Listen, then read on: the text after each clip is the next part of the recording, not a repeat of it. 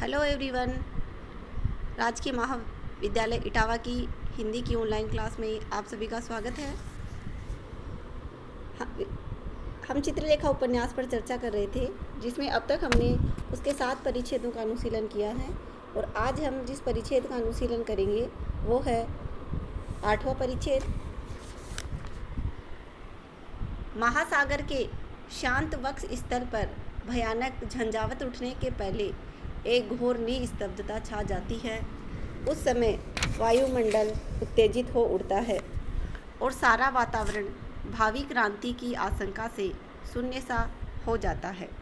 और उसके बाद वायु के प्रचंड झोंके, लहरों का तांडव नर्तन तथा विप्लव गायन। आकाश के वक्ष पर ज्वालामुखी के फटने के पहले एक घोर दबी हुई अशांति फैल जाती है। उसका नीला रंग धूमिल हो जाता है और विनाश के भय से सारा आकाश मंडल वायु से रिक्त हो जाता है। और उसके बाद अग्नि के शोले और विनाश। चित्रलेखा का रथ बीजगुप्त के द्वार पर रुका। उस समय संध्या हो गई थी।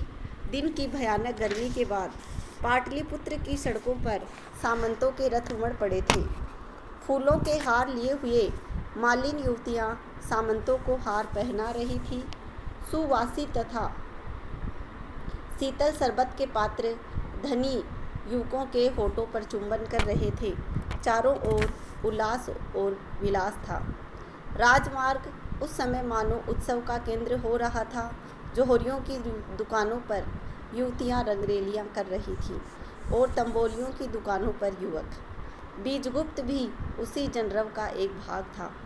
श्वेतांक उस समय बाहर जाने की तैयारी कर रहा था। उसका रथ बाहर खड़ा था। परिचारिका उसको वस्त्र पहना रही थी। प्रहरी ने आकर सूचना दी, प्रभु, स्वामिनी का रथ द्वार पर प्रभु की प्रतीक्षा कर रहा है। श्वेतांक चौंक उठा। उस समय बीजगुप्त की अनुपस्थिति उसे बुरी लगी। उसने पाप किया था और संभवतः उसे और अधिक पाप करना होगा, जिसके लिए वह तैयार न था। फिर भी श्वेतांक ने उत्तर दिया, कह दो कि शीघ्र ही आ रहा हूँ। श्वेतांक बाहर निकला। उस समय वह बहुत सुंदर लग रहा था। श्वेतांक चित्रलेखा के पास गया। क्या आज्ञा है देवी? चित्रलेखा ने स्वाभाविक हंसी के साथ उत्तर दिया, बीजगुप्त से मिलना था, पर शायद वह घर नहीं है। श्वेतांक ने भी हंसते हुए उत्तर दिया, स्वामिनी का अनुमान ठीक है। फिर यह सोचा कि तुम्ही से मिल लूं। देवी ने इस दास पर बड़ा अनुग्रह किया।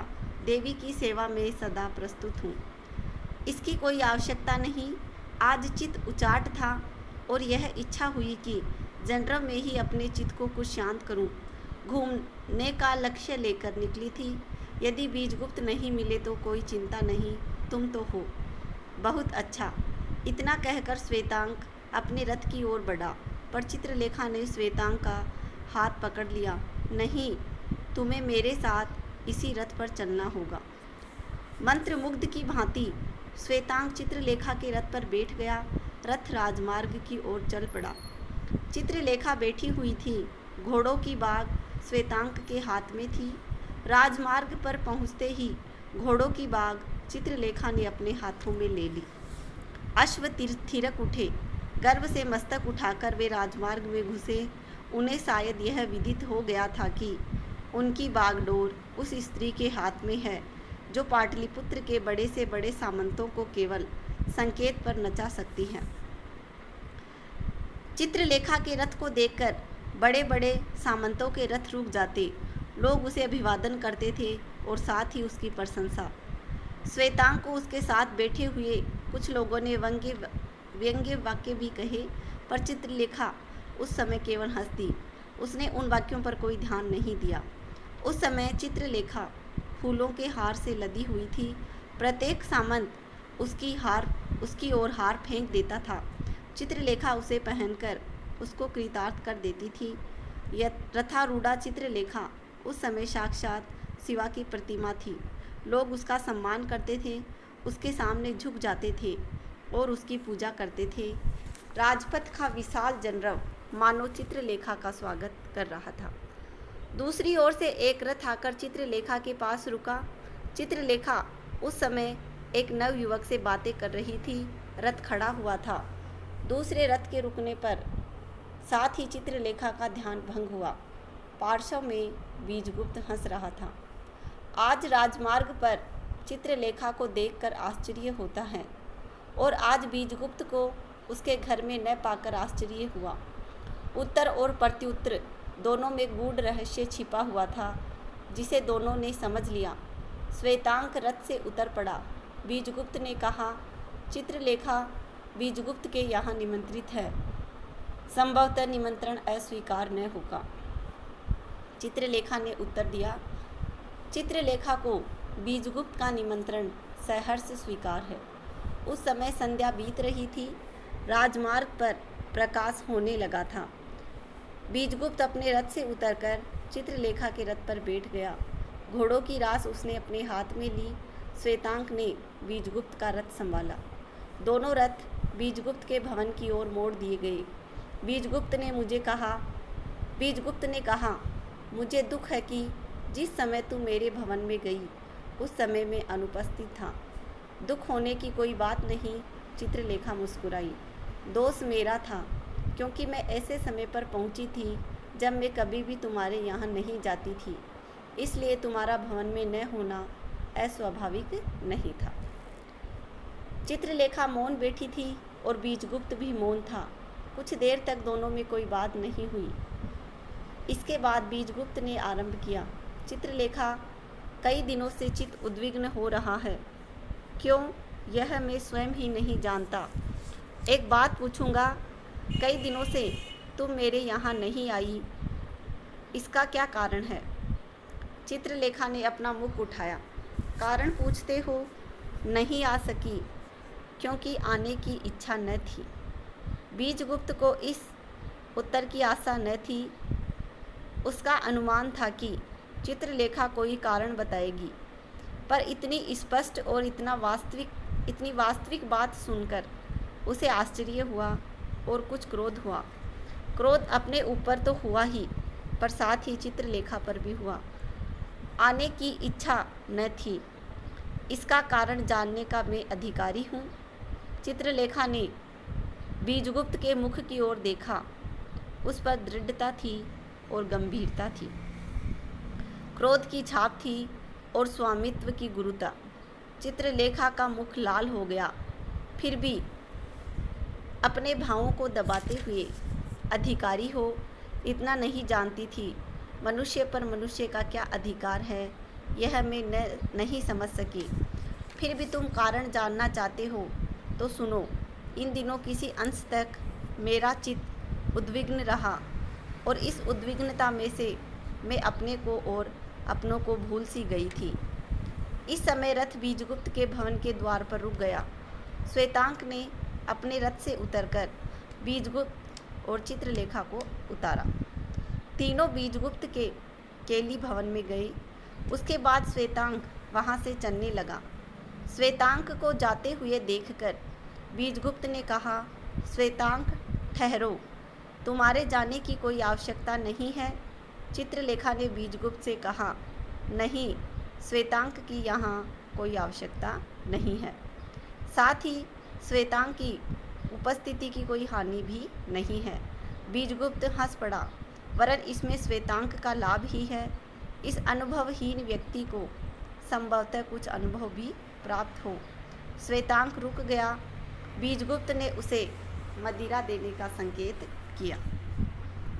इस काम में श्वेतांक अभ्यस्त हो गया था। मदिरा का पात्र उसने बीजगुप्त को दिया, चित्रलेखा को दिया और स्वयं भी लिया। फिर थोड़ी दूर हटकर श्वेतांक बैठ गया। बीजगुप्त ने आरंभ किया, हाँ, अभी तुमने कहा था कि तुम किसी उद्विग्नता के कारण स्वयं को और अपनों को भूल गई। इस विस्मृति को उत्पन्न करने वाली उद्विग्नता भी विचित्र होगी। चित्रलेखा हंसी। तो क्या मैं यह समझूं कि बीजगुप्त मुझे अपनी मन प्रवृत्ति का विश्लेषण करने को बाध्य कर रहे हैं? नहीं, बाध्य नहीं कर रहा हूँ, वरन प्रार्थना कर रहा हूँ कि मुझको यह ज्ञात हो जाए। यदि बीजगुप्त यह प्रार्थना कर रही हैं तो उनको यह विदित हो कि उद्विग्नता असाधारण है और उस उद्विग्नता का कारण भी असाधारण, पर साथ ही चित्रलेखा उस उद्विग्नता पर अधिक करने में असमर्थ है। चित्रलेखा असमर्थ है, बीजगुप्त ने धीरे से कहा। आज हम दोनों के परिचय के बाद पहला अवसर उपस्थित हुआ है जब चित्रलेखा बीजगुप्त से अपनी बातें छिपा रही है। चित्रलेखा का हृदय बदल गया है, इसका बीजगुप्त को कुछ क्षीण आभास हो रहा था। मदिरा की गर्मी वहाँ बैठे हुए व्यक्तियों पर अपना प्रभाव जमाने लगी थी। दूसरा प्याला अपने होठों से लगाते हुए चित्रलेखा ने कहा, इस परिवर्तनशील संसार में किसी भी चीज़ का बदल जाना अस्वाभाविक नहीं है। बीजगुप्त स्तब्ध सा रह गया। इस उत्तर के लिए वह तैयार न था। क्या कहा? इस परिवर्तनशील संसार में किसी भी चीज़ का बदल जाना अस्वाभाविक नहीं है, तो फिर समझ लूँ कि चित्रलेखा का प्रेम बदल सकता है। चित्रलेखा ने जो बात कह दी थी उसके लिए वह स्वयं भी पछता रही थी। बिना सोचे समझे परिणाम पर बिना ध्यान दिए हुए आवेश में आकर उसने यह बात कह दी। उसने यह तक नहीं सोचा कि उस बात पर इतना महत्वपूर्ण प्रश्न हो सकता है।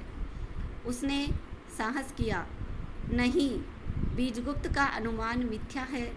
चित्रलेखा का प्रेम सागर की भांति गंभीर है, उसका बदलना असंभव सा है, पर साथ ही मैं यह मानती हूँ और उसको ठीक भी समझती हूँ कि प्रेम परिवर्तनशील है। प्रकृति का नियम परिवर्तन है, प्रेम उसी प्रकृति का एक भाव है। प्रकृति का नियम प्रेम पर भी लागू हो सकता है। कटु होते हुए भी चित्रलेखा ने जो कुछ कहा वह किसी अंश तक सत्य था, इसका बीजगुप्त ने अनुभव किया। बात सत्य थी, कहने का अवसर उपयुक्त था और बात का प्रसंग भी समयोचित था। बीजगुप्त ने अनुभव किया कि चित्रलेखा उससे दूर हटती जा रही है और वह चित्रलेखा से एक अज्ञात शक्ति अथवा एक प्रेरणा इन दो प्राणियों के बीच में आ गई है। इस प्रकार 8वां परिच्छेद है वो पूरा होता है और अब हम देखते हैं 9वां परिच्छेद। आर्य श्रेष्ठ मृत्युंजय जन्म से क्षत्रिय होते हुए भी कर्म से ब्राह्मण थे। पाटलिपुत्र के इस वयोवृद्ध सामंत के भवन में उल्लास विलास के स्थान में त्याग और विराग का आधिपत्य था। लोग उसकी उपमा विदेह से देते थे और वे इस उपमा के योग्य भी थे। सारा नगर मृत्युंजय से परिचित था। बहुत थोड़े से चुने हुए व्यक्ति उनके व्यक्तित्व के थे। मृत्युंजय का क्षेत्र क्रीड़ा और कोलाहल से भरा हुआ जनरव न था। उनका क्षेत्र था उपासना और ध्यान और निरंतर एकांत। इस एकांतवासी क्षत्रिय के पास धन था, वैभव था। नगर के प्रमुख सामंतों में उसकी गणना होती थी। राज्यसभा में उसका आसन ऊंचा था और उसका नाम सुनकर लोग आदर से मस्तक नमा देते थे और उसके सम्मुख होते हुए भी लोगों में उसके प्रति भक्ति भाव उमड़ पड़ता था। मृत्युंजय के पुत्र न था, केवल एक कन्या थी। कन्या का नाम था यशोधरा। एकमात्र संतान होने के कारण मृत्युंजय का यशोधरा पर स्नेह था। उस समय यशोधरा की अवस्था प्रायः 18 वर्ष की थी। यशोधरा के यौवन के विकास का काल था और मृत्युंजय के जीवन के निर्वाण का। अगाध संपत्ति की स्वामिनी यशोधरा से विवाह करने के लिए प्रत्येक युवक का तत्काल तत्पर हो जाना स्वाभाविक था, पर साथ ही यशोधरा सुंदरी थी और सुंदरी भी उच्च कोटि की। उसके शांत मुखमंडल पर भोलापन अपना आधिपत्य जमाए हुआ था। उसकी हंसी की सुरीली झनकार में यौवन से पराजित बचपन ने शरण ली थी। हिरणी सी बड़ी बड़ी सुंदर आँखों में संकोच था और उसके रसयुक्त अरुण कपोलों में लज्जा थी। यशोधरा का यौवन सुधा और उल्लास का मिश्रण था। उसमें गर्व की उच्च श्रृंखला न थी, उसमें लज्जा की शांति थी। वृद्ध मृत्युंजय यशोधरा के लिए वर खोज रहे थे। एकाएक उनकी दृष्टि बीजगुप्त पर पड़ी। बीजगुप्त का विवाह न हुआ था और बीजगुप्त उच्च कुल का नवयुवक था। मृत्युंजय के हितैषियों ने, और उन हितैषियों में वे व्यक्ति भी थे जिनके हृदय में यशोधरा को पुत्रवधू बनाने की लालसा प्रबल थी।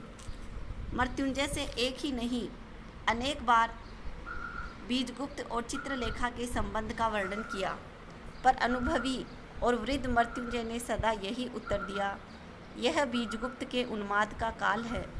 भविष्य बहुत लंबा चौड़ा है और बीजगुप्त यथेष्ट शिक्षित। वह इस समय अनुभव सागर में तीर रहा था। बीजगुप्त उस दिन मृत्युंजय के घर पर आमंत्रित था। यशोधरा की वर्षगांठ के उपलक्ष्य में मृत्युंजय के यहाँ एक विशाल उत्सव था। बीजगुप्त ने यशोधरा को एक आध बार जब निरी बालिका थी देखा था। मृत्युंजय से उसका विशेष परिचय भी न था। उस दिन मृत्युंजय के यहाँ से निमंत्रण पाकर उसे आश्चर्य हुआ, और उससे भी अधिक आश्चर्य उस समय हुआ जब उसने यह पढ़ा कि वह चित्रलेखा के साथ आमंत्रित है। बीजगुप्त ने चित्रलेखा से कहा, चित्रलेखा, एक विचित्र बात हुई है। तुम वयोवृद्ध मृत्युंजय को जानती होगी। हाँ। और संभवतः उनकी कन्या यशोधरा को। कुछ सोचकर चित्रलेखा ने कहा, हाँ, उसे भी एक आध बार देखा है। यशोधरा की वर्षगांठ के उपलक्ष्य में आज मृत्युंजय के यहाँ उत्सव में आमंत्रित हूँ। मेरा मृत्युंजय से अधिक परिचय नहीं है, इसलिए इस निमंत्रण को पाकर मुझे आश्चर्य हुआ। पर इससे भी अधिक आश्चर्य मुझको इस बात पर हुआ है कि मेरे साथ साथ तुम भी आमंत्रित हो और तुम्हें मेरे द्वारा निमंत्रण मिला है। इसका अर्थ यह है कि मेरा जाना अनुचित है? नहीं चित्रलेखा, तुम्हें निमंत्रण मिला है मेरे द्वारा और मेरे साथ चलने को। यह उचित भी है, क्योंकि समाज तुम्हारे और मेरे संबंध को पवित्र मानता है। चित्रलेखा ने कुछ देर तक चुप रहने के बाद कहा, बीजगुप्त, मैं उच्च कुलों के उत्सवों में केवल नर्तकी की स्थिति में ही जाने की अभ्यस्त हूँ। बहुत संभव है कि कुलीन स्त्रियाँ मेरा अपमान करें।